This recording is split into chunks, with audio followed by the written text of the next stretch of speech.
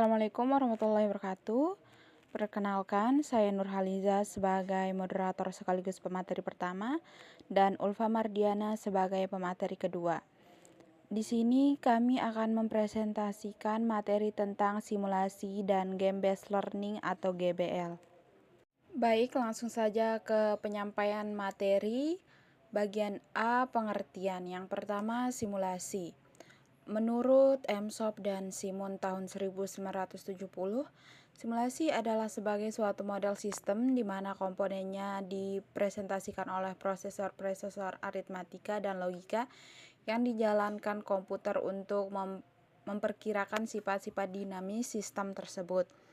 Selanjutnya, menurut Shannon tahun 1975, simulasi merupakan proses perencanaan model dari sistem nyata yang dilanjutkan dengan pelaksanaan eksperimen terhadap model untuk mempelajari perilaku sistem atau evaluasi strategi.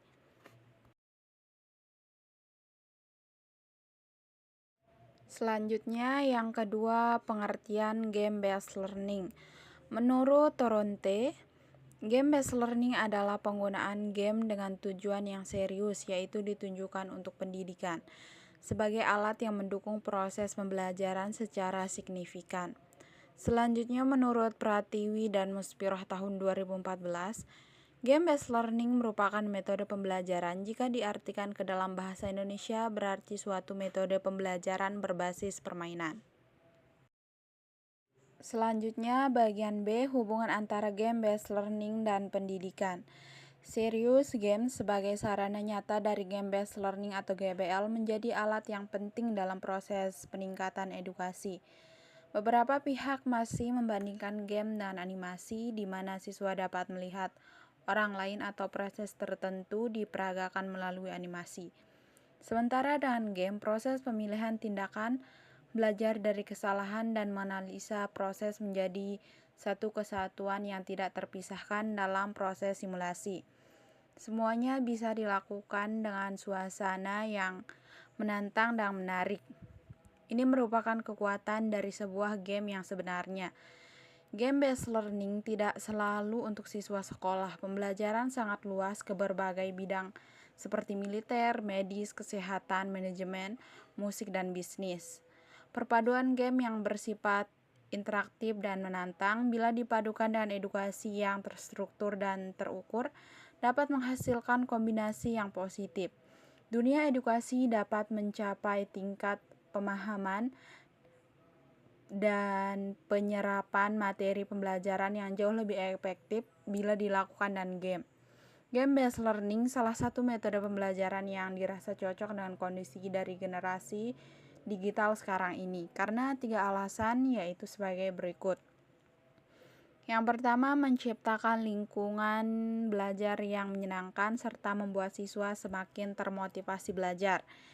Yang kedua, kompetensi dan kerjasama tim dalam menyelesaikan misi yang ada dalam game dapat menumbuhkan motivasi siswa. Dan yang ketiga, umpan balik yang cepat dan spesifik dalam game dapat memberikan kemudahan bagi siswa untuk memikirkan cara yang tepat untuk menyelesaikan masalah dalam game.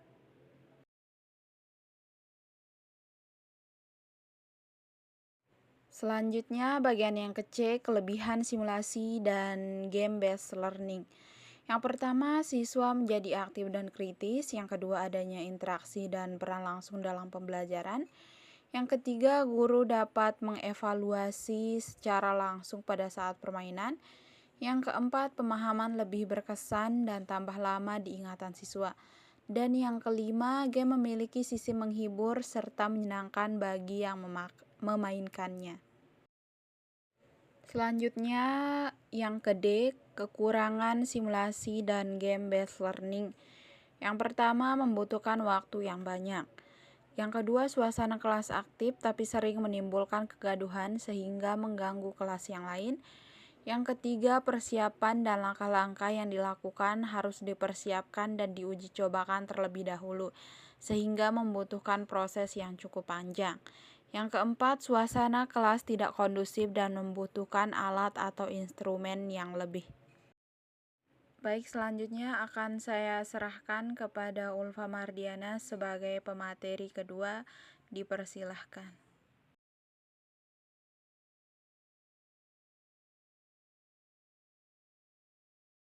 Baiklah, terima kasih.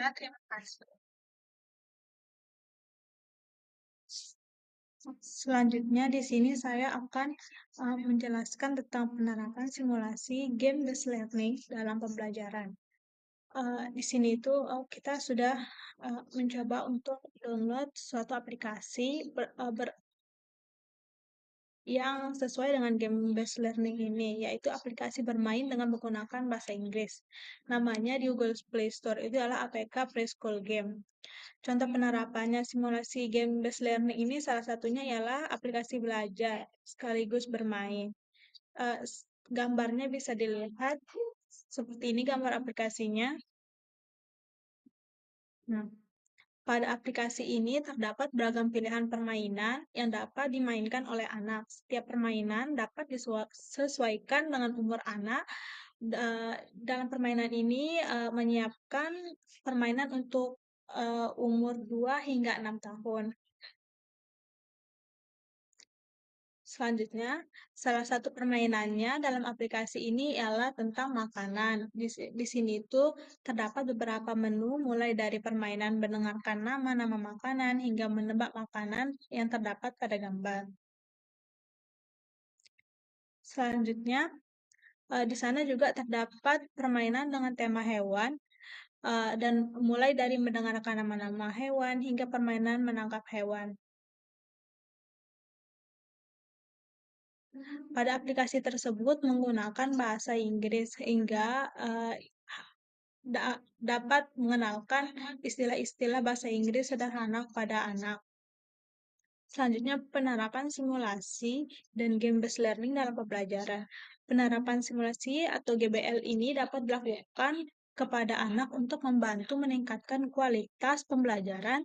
Penerapannya pun dapat menggunakan media tambahan berupa komputer, tablet, handphone, dan Android. Dalam penerapan simulasi GBL ini tentunya harus tetap dalam pengawasan orang tua atau orang dewasa berupa guru atau orang tua murid. Hal ini dikarenakan dalam penerapannya anak mungkin akan kesulitan pada awalnya dan membutuhkan bantuan untuk pengarahan. Pengawasan juga diperlukan untuk mengetahui peningkatan kualitas belajar pada anak. Selanjutnya, pengaruh GBL dalam aspek pendidikan. Beberapa ahli menemukan beberapa hal yang dipengaruhi saat bermain game. Henty 2010 halaman 56-57 antara lain. Yang pertama, perkembangan motorik. Ketika seorang memainkan game dengan tangkas, maka sistem motorik pada pemain anak akan ikut berkembang sesuai dengan gerakan yang dilakukan. Yang kedua, perkembangan fisik. Terdapat beberapa game yang melibatkan gerakan fisik pemainnya. Biasanya game-game yang mengakibatkan gerakan fisik pemain merupakan game konsol beserta alat khusus dalam penggunaannya. Game yang melibatkan gerak fisik memerlukan peralatan tambahan seperti gitar pada game Guitar Hero dan papan dance untuk game Dance Revolution.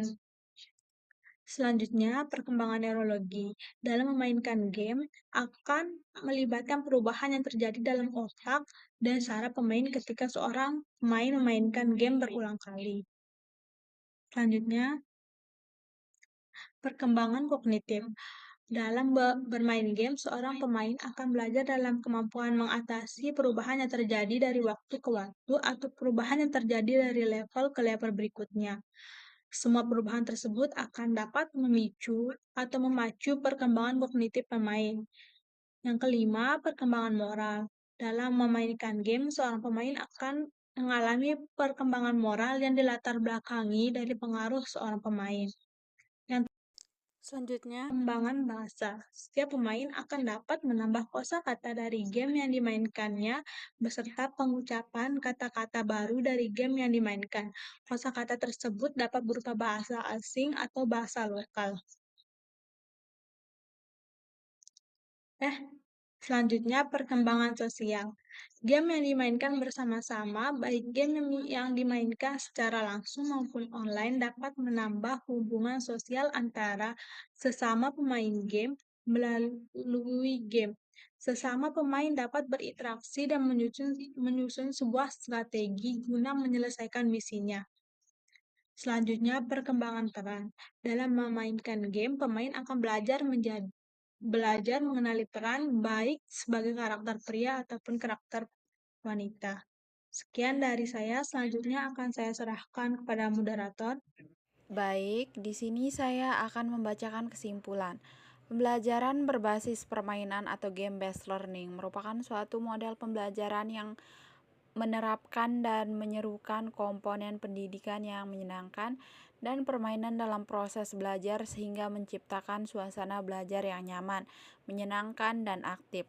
Permainan merupakan suatu yang menarik dan menyenangkan, dan pembelajaran yang dikemas dalam permainan, maka siswa akan merasa nyaman, tertarik, dan menyenangkan sehingga daya ingat siswa terhadap materi yang disampaikan cukup tinggi.